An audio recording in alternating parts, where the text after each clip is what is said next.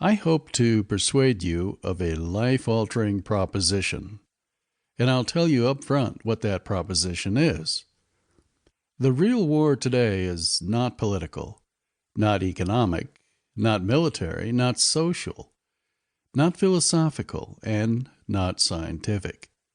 The real war that is driving everything else is a spiritual war that is thousands of years old.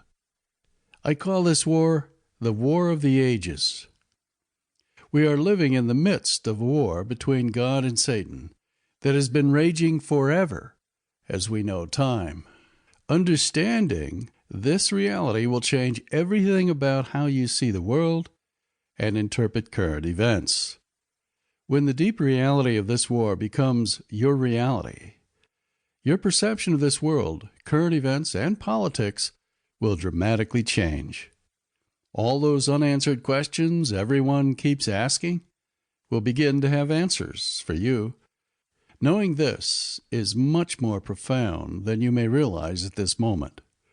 You'll begin to understand, for example, why almost nothing politicians ever propose and almost nothing they ever implement actually improves the lives of Americans.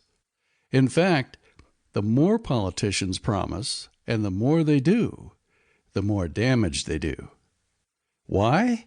Because they're fighting the wrong enemies in the wrong battlefields.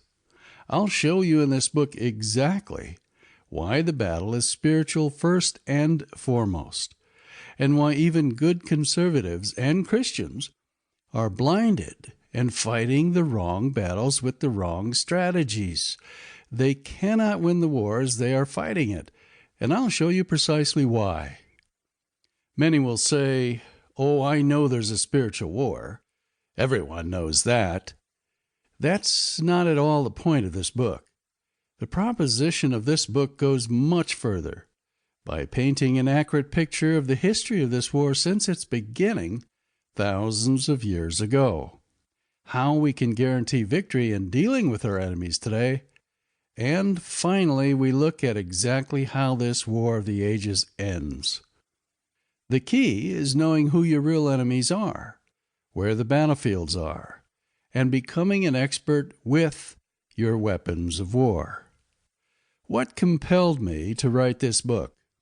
I'm tired of hearing good, intelligent people make arguments that we need to do this or we need to do that, when all those efforts are turned on the wrong enemies in the wrong arenas.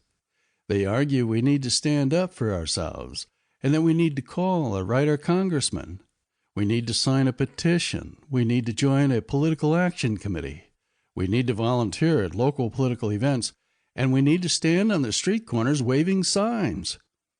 It is incredibly naive to completely ignore the spiritual war that rages beneath all earthly battles.